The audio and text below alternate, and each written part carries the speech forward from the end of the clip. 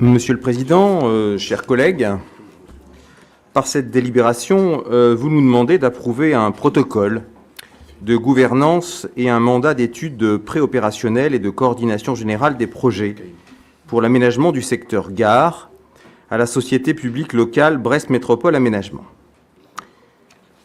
Nous considérons le quartier gare comme un enjeu majeur d'aménagement, un site structurant du fonctionnement de notre agglomération. Il mérite donc un projet ambitieux et cohérent. Pour notre groupe, c'est un espace stratégique. Son aménagement figure parmi nos priorités. Mais pour nous, il devait être réalisé en lien avec la préparation de l'arrivée du vrai TGV. Vous savez, celui qui met Brest à 3 heures de Paris et réciproquement. Votre rapport situe le projet de développement de la gare de Brest par rapport au pacte d'accessibilité et de mobilité pour la Bretagne signé en février 2019. Mais ce pacte, s'il nous garantissait le niveau de desserte TGV jusqu'en 2027, se contentait pour l'axe nord, c'est-à-dire la liaison jusqu'à Brest, d'évoquer le lancement d'expertises complémentaires. C'est un facteur d'incertitude sur la vocation du quartier. Comme l'a récemment fait valoir Investir en Finistère, dont il faut saluer d'ailleurs la détermination et la persévérance, sans désenclavement tant ferroviaire qu'aérien, nous risquons de perdre nos centres de décision, mais aussi des activités et des emplois.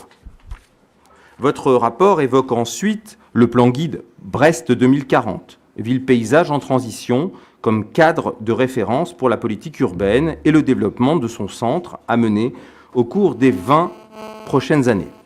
Au-delà des généralités sur les espaces de transition, le rapport final du studio Paola Vigano cite, page 106, la terrasse de la gare et propose une intention qui vise à retourner la gare et sa place vers le paysage de la rade.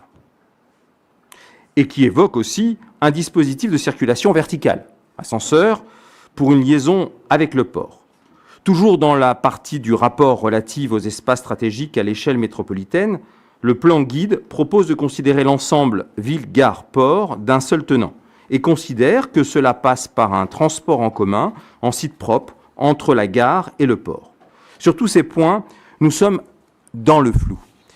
Si ce plan guide est bien une référence pour le plan de développement de la gare, voilà encore bien des incertitudes dont la levée relève de la délibération de notre Conseil puisqu'à ce stade, et vous ne l'avez confirmé en commission, elles ne le sont pas. Peut-on déléguer à un mandataire une mission d'étude préopérationnelle et de coordination générale pour un montant de 900 000 € pour un projet qui comporte encore tant d'incertitudes? Pour nous, c'est prématuré. Il y a des choix qui doivent être faits par les élus. S'agissant du protocole de gouvernance avec l'État, la région et les 3 avatars de la SNCF, il est prévu un comité de suivi partenarial, mais sa composition n'en est pas précisée.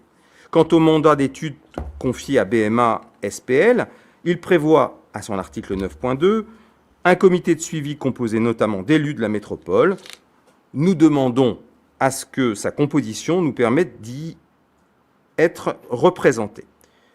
Quoi qu'il en soit, nous désapprouvons cette conception éclatée des projets urbains et le transfert de décisions vers des instances techniques. C'est pourquoi nous voterons contre ce rapport.